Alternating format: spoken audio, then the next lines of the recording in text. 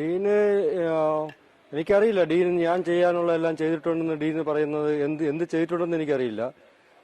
At least മകന്റെ മരണം, സിദ്ധാർത്ഥന്റെ മരണമെങ്കിലും വിളിച്ച് ഇവിടെ അറിയിക്കണമായിരുന്നു. അവന്റെ രക്ഷകർത്താക്കൾ അറിയിക്കണം.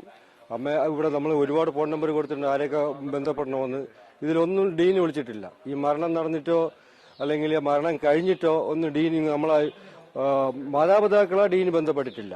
അത് മാത്രമല്ല, ഈ 3 ദിവസം ഇത്രയും വലിയ പീഡനം നടന്നുകൊണ്ടിരിക്കുന്ന ആ ഹോസ്റ്റലിന്റെ നടുമുറ്റത്തും ഇത്രയും വലിയ പീഡനം നടന്നുകൊണ്ടിരിക്കുന്നു. ഈ നടന്നിട്ട് ഡീൻ ഒരു മതിലിനപ്പുറത്തെ ഡീനിന്റെ വീട് അവിടെ താമസിക്കുന്നത്. ഈ 3 ദിവസവും ഡീന് കണ്ടില്ല എന്ന് പറഞ്ഞാൽ ഡീൻ അവിടുത്തെ വാർഡനാണ്. ഡീന് മാത്രമല്ല, ഡീന് വാർഡനും കൂടെ. അസിസ്റ്റന്റ് വാർഡനും ഉണ്ട്, കാന്തനാഥ് എന്ന് പറഞ്ഞിട്ട്. പുള്ളിയും കണ്ടിട്ടില്ല. ഈ തൂങ്ങി നിന്ന ഒരു മൃതദേഹം തന്നെ പറയാം, അല്ലെങ്കിൽ കെട്ടിത്തൂക്കിയ ഒരു മൃതദേഹം എന്ന് പറയുന്നു. അതിനെ ഡീൻ അഴിച്ചുകൊണ്ട് പോയി. ഡീൻ അവരെ കൂട്ടാളികളോട് അവിടെ ഉള്ള ക്രിമിനലിനോട് അഴിച്ചുകൊണ്ട് പോയി എന്ന് പറയുന്നു. ഇത് പറയുന്നേ ഉള്ളൂ, ഞാൻ തൂങ്ങി നിന്നത് കണ്ടിട്ട് അഴിച്ചുകൊണ്ട് പോയെന്ന്. ആരും കണ്ടിട്ടില്ല, ഒരു ഫോട്ടോ പോലും ഇല്ല തൂങ്ങി നിന്നിട്ടുണ്ടാവുന്നത്. അവർ പറയുന്ന ഒരു ബാത്റൂമിൽ തൂങ്ങി നിന്നിട്ടുണ്ടെന്ന്. അപ്പൊ ബാത്റൂമിലൊന്നുമല്ല തൂങ്ങി നിന്നത്, റൂമിനകത്തിട്ട് അവർ കൊന്നത് തന്നെയാണ്. റൂമിനകത്ത് കൊന്നിട്ട് അവർ ഹോസ്പിറ്റലിൽ കൊണ്ടുപോയി. അത് ഡീൻ അറിഞ്ഞുകൂടാ എന്ന് പറഞ്ഞു കഴിഞ്ഞാൽ ഞാൻ ഒരിക്കലും വിശ്വസിക്കില്ല. ഡീനെല്ലാം അറിയാം. ഡീനറിയാം. ഡീൻ കൊണ്ടുപോയത് തെളിവ് നശിപ്പിച്ചതും എല്ലാം ഡീനാ. നശിപ്പിച്ചിട്ടുണ്ടെങ്കിൽ അതെല്ലാം ഡീനാ. ഡീനിക്ക് എല്ലാ കാര്യങ്ങളും അറിയാം.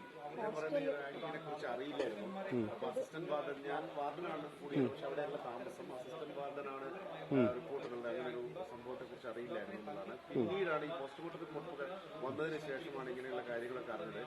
അറിഞ്ഞ ഉടനെ 10 മിനിറ്റ് കൊണ്ട് തന്നെ കുടുംബത്തെ കാര്യങ്ങൾ അറിയിച്ചിട്ടുണ്ടെന്നൊക്കെയാണ്.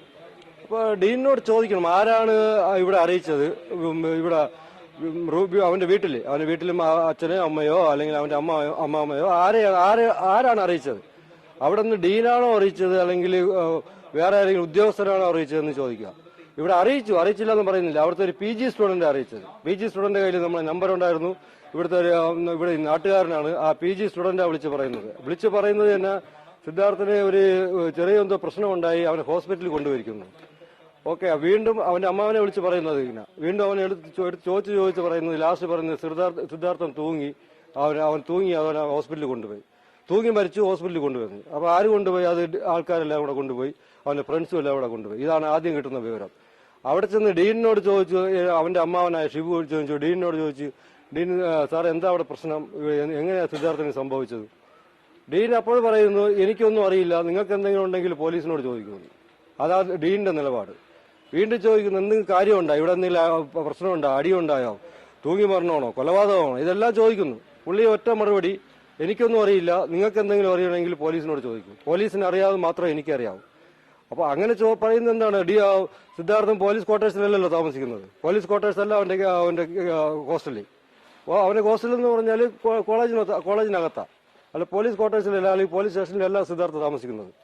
ഡീൻ അങ്ങനെ എന്തിനാ പറയുന്നത്? പോലീസിനോട് ചെന്ന് ചോദിക്കാൻ. പോലീസിനോട് നമ്മൾ ചോദിക്കും, നമ്മൾ അതിന്റെ ഒഫീഷ്യലായിട്ട് ആവശ്യപ്പെടും, അല്ലെങ്കിൽ കേസ് കൊടുക്കും, അത് വേറെ കാര്യം. എന്നിട്ടാ ഈ ഡീന് പറയുന്നത് എനിക്കൊന്നും അറിയില്ല, യാതൊന്നും അറിയില്ല. അങ്ങനെ പറയുന്ന ഡീൻ അത് പുള്ളിക്കുണ്ടായിരുന്ന ആ വീഴ്ച അത് മാറ്റിവെക്കാൻ വേണ്ടി മാത്രമാണ് ചെയ്യുന്നത്. ഒരു കാരണവശാലും ഇപ്പോൾ പറയുന്നു, ഡീന് ഇവിടെ വന്ന് നമ്മൾ ഒരു കാര്യം നമ്മളോട് ചോദിച്ചിട്ടില്ല, അവിടെ നിന്ന് ഫോൺ വിളിച്ചിട്ടില്ല. പിന്നെ ഡീൻ ഇവിടെ വന്നു. സിദ്ധാർത്ഥൻ മരിക്കുന്നത് 18-ാം തീയതി, ഒരു ഞായറാഴ്ചയാണ്. അത് കഴിഞ്ഞ് ഒരാഴ്ച കഴിഞ്ഞിട്ടാണ് ഡീൻ ഇവിടെ വരുന്നത്. നമ്മളെ ഒന്ന് കാണാനോ എന്തെങ്കിലും ചോദിക്കാനോ ആരെങ്കിലും വിളിച്ച് ചോദിക്കാനോ അതിനു മുമ്പ് പുള്ളി അതിന് മെനക്കെട്ടില്ല. മാതാപിതാക്കളെ കാണാനോ മെനക്കെട്ടില്ല. ഒരാഴ്ച കഴിഞ്ഞ് അടുത്ത ഒരു ഞായറാഴ്ച ഡീൻ ഇവിടെ വന്നു.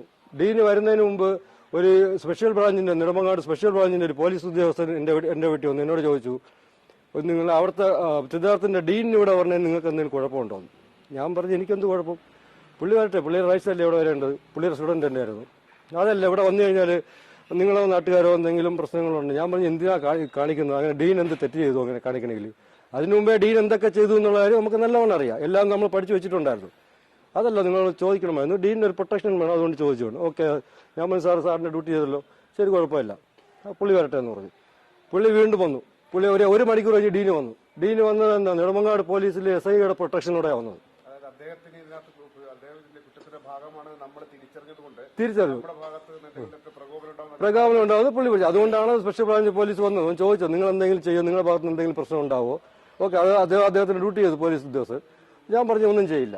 പുള്ളി ശരി, ഒന്നും ചെയ്യില്ല, നിങ്ങൾ ഡീൻ ഇവിടെ വരികയാണ്, വേറെ കുഴപ്പമൊന്നുമില്ലല്ലോ. ഞാൻ പറഞ്ഞു, ഒരു കുഴപ്പമില്ല എന്ന് പറഞ്ഞിട്ട് പോലും നെടുമങ്ങാട് പോലീസിന്റെ പ്രൊട്ടക്ഷനോടുകൂടിയാണ് പുള്ളി ഇവിടെ വന്നത്. ഇവിടെ വന്ന് അകത്ത് കയറി ഞാനും ഒന്നും മിണ്ടിയില്ല, ആരും ഒന്നും മിണ്ടിയില്ല. ശരി, എന്തെങ്കിലും സഹായം ഉണ്ടെങ്കിൽ ചെയ്യാം എന്ന് പറഞ്ഞ് പുള്ളി കുറച്ച് കഴിഞ്ഞിട്ട് അങ്ങ് പോയി. അല്ല, ഇത്രയും പേടിയുള്ള ഡീൻ എന്തിനാ പോലീസ് പ്രൊട്ടക്ഷനോട് വരുന്നത്? ഇല്ലെങ്കിൽ മകന്റെ ബോഡിയുടെ കൂടെയെങ്കിലും വരണമല്ലോ. ഒരു കാര്യം അറിയിച്ചില്ല, ഒരാഴ്ച വരെ ഡീനിന്റെ ഭാഗത്തുനിന്ന് ഒറ്റ കാര്യം അറിയിച്ചില്ല. ആ PG സ്റ്റുഡന്റ് മാത്രമേ നമ്മളെ കാര്യം അറിയിച്ചില്ല.